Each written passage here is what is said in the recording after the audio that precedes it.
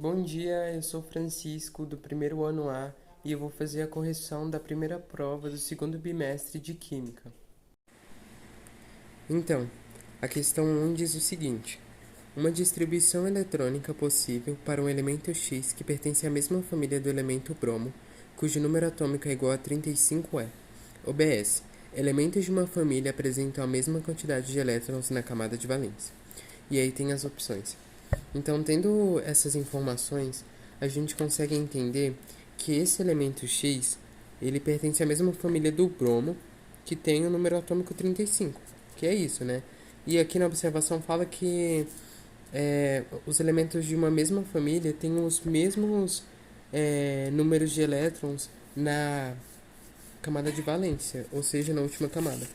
E fazendo a distribuição eletrônica do bromo, que tem 35 elétrons, a gente vê que na última camada, que é a camada de valência, a gente tem 7 elétrons.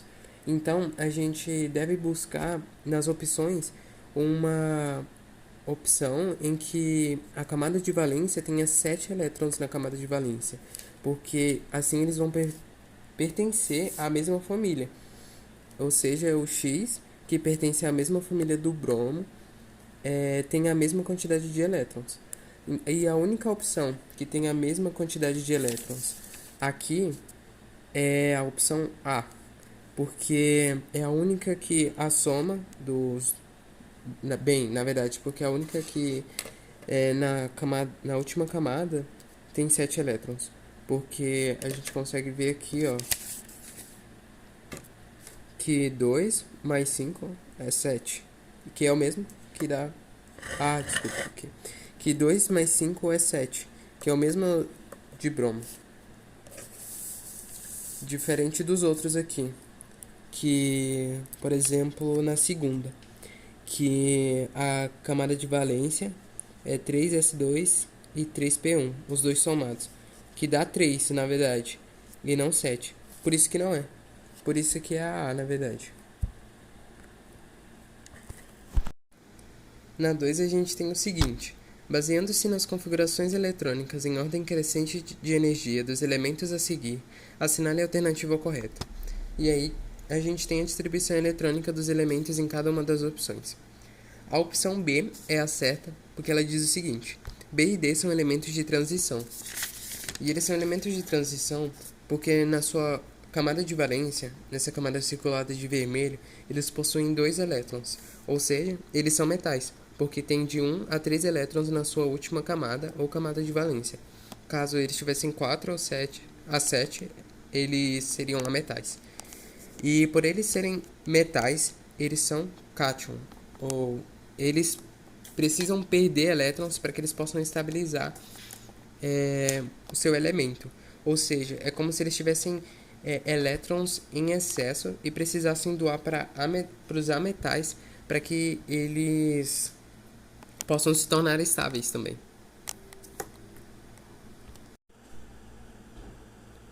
A questão 3 diz o seguinte: o átomo de cálcio pertence à família dos metais alcalino-terrosos e o átomo de flúor à família dos halogênios.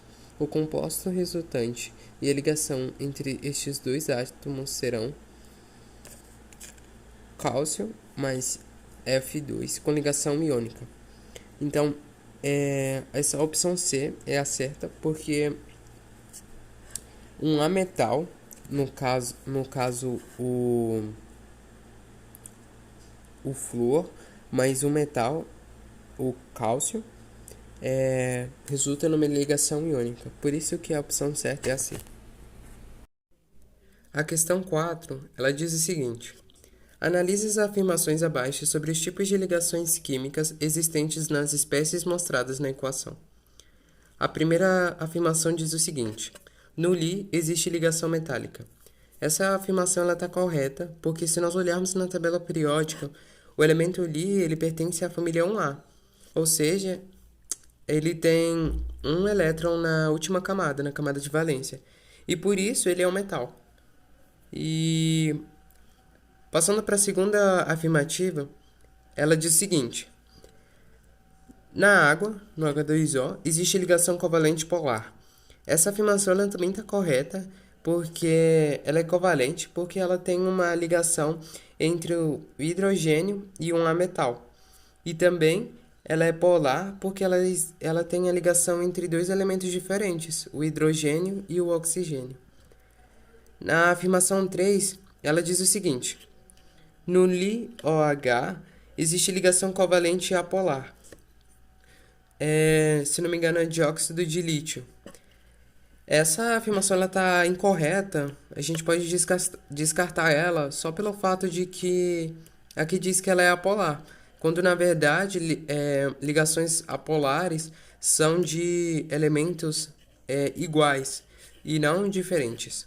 Isso já a torna errada. Passando para a afirmação 4, diz o seguinte: no H2 existe ligação covalente apolar.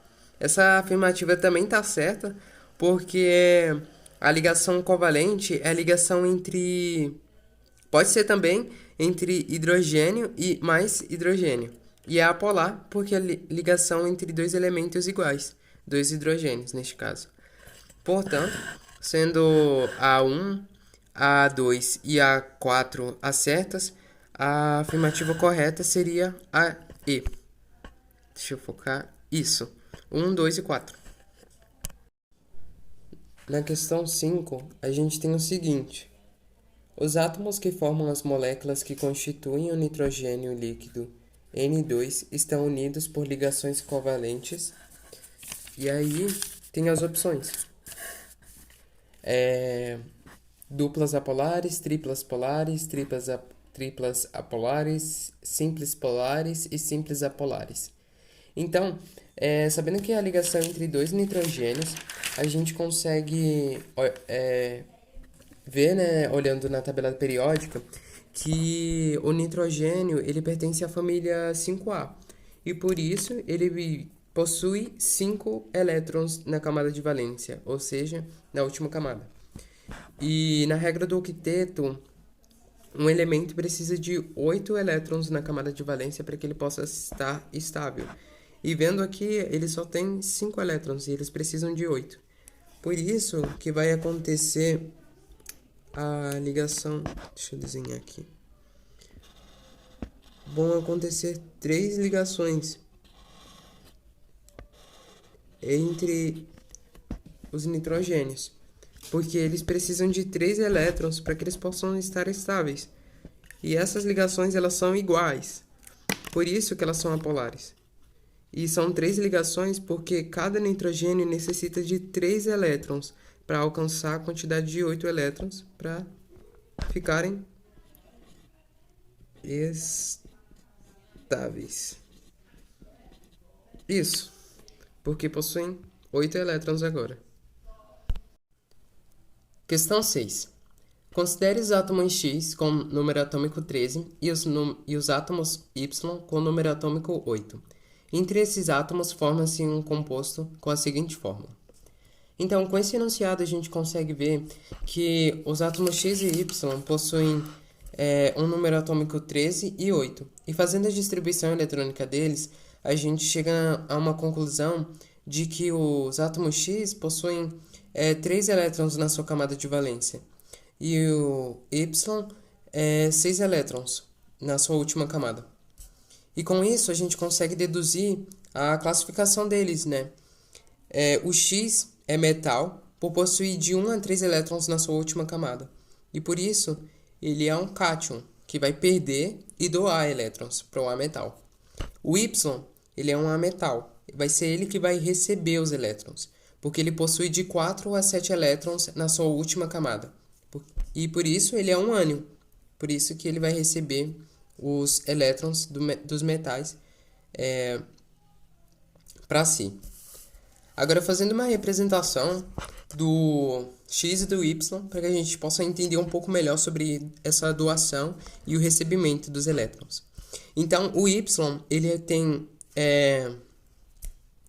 originalmente, né, 6 elétrons na última camada. E, na verdade, ele precisa de 8 para que ele possa se tornar estável na regra do octeto. Então, o X, ele doa 2 de seus elétrons para o Y, para que ele possa se tornar estável. E assim, ele tem 8 elétrons na sua camada de valência e fica estável. Mas ainda sobra um elétron na camada de valência do X. Por isso, a gente precisa de outro átomo Y para retirar esse elétron do X e passar para o Y. Só que mesmo assim, ainda falta mais um elétron para Y. Então a gente pega outro elétron de X e passa para Y. E a gente ainda tem 2 elétrons em Y. Então a gente precisa pegar mais um átomo de Y para poder doar esses 2. E aí a gente faz essa doação de elétrons. Porque o átomo X ele necessita perder esses elétrons. E o átomo Y necessita receber os elétrons. Então, para que ambos estejam estáveis, eles precisam doar ou receber elétrons, de acordo com suas necessidades, né? E sendo assim, a gente consegue ver que... Deixa eu levantar um pouco mais. Que nós temos agora 5 átomos estabilizados. Nós temos Y, 1Y, 2Y, 3Y, 1x, 2x. Por isso que a alternativa correta é a B, porque possui 2x estabilizados e 3y. A questão 7 ela é ainda mais simples que a 6, porque ela é basicamente ela, só que mais resumido. Então ela diz o seguinte: considere os elementos químicos genéricos X e Y e suas respectivas configurações eletrônicas apresentadas a seguir. De acordo com os dados, conclui-se que o composto formado pela ligação química entre os elementos A e B apresentará a fórmula igual a... Então, trazendo de uma maneira mais compreensível para o papel a distribuição eletrônica, a gente consegue ver que nas camadas de valência de cada um desses átomos, X e Y, a gente tem um elétron em X na última camada e 7 elétrons na última camada de Y. E com isso a gente consegue deduzir que o X é metal e o Y é um ametal.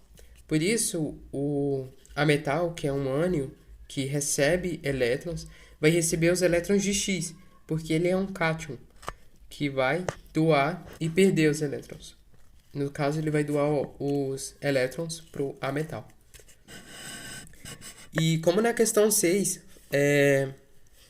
fazendo uma representação para a gente entender melhor sobre isso, o Y possui 7 elétrons na sua última camada. E na regra do octeto, ele precisa de 8 elétrons na sua última camada para que ele possa se estabilizar. E o X também, só que ele é como se ele tivesse um em excesso e ele precisasse perder esse para que ele também pudesse se tornar estável. Então ele doa esse que ele tem em excesso. Peraí. Deixa eu ver isso. Para quem não tem. Para quem tem em falta. E assim, estabilizando os dois átomos. E aí tendo X e Y, como bem pequenininho aqui, como átomos estáveis. Assim, a resposta certa é a letra A, X e Y. Então, a questão 8, ela diz o seguinte: assinale a alternativa que contém as respectivas geometrias e polaridades das espécies químicas abaixo.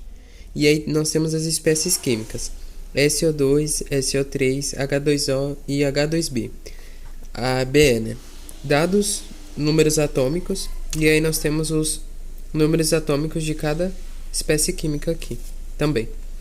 De cada elemento, na verdade, eu acredito, das espécies químicas. Enfim,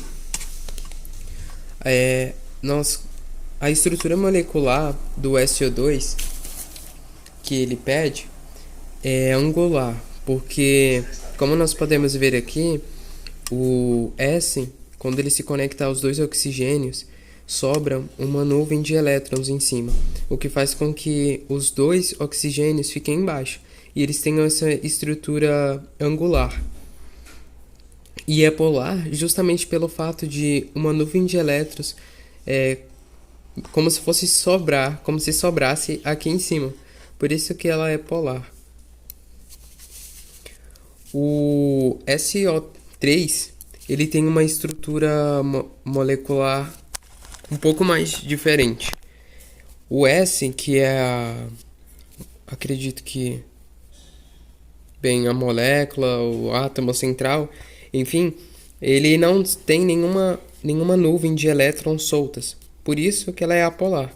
E ela é trigonal plana. Eu acho que não consigo. Deixa eu ver aqui. Isso, trigonal plana. Porque todos esses elementos aqui, eles ficam no mesmo plano. E não diferente como esse, que o S fica acima dos dois oxigênios. Mas aqui eles ficam todos no mesmo plano. Por isso que trigonal, porque há 3 ligações, e plana, porque estão todos no mesmo plano. E ela é apolar por não haver nenhuma nuvem de elétrons, sobrando, como no de cima, que tem. O H2O, que é um dos mais famosos, né, possui essa estrutura molecular. E como nós podemos ver, ela é angular, porque o oxigênio também, por ter as nuvens de elétrons sobrando, deixa os hidrogênios embaixo, o que torna essa estrutura angular. E ela é polar também, pelo fato de termos nuvens de elétrons aqui em cima. O H2BE é um pouco diferente. Ele possui essa estrutura molecular e possui essa ligação, que é linear. Ele não possui nuvens de elétrons sobrando, por isso que ele é apolar. E por possuir essa estrutura em linha reta, né, ele é linear e apolar.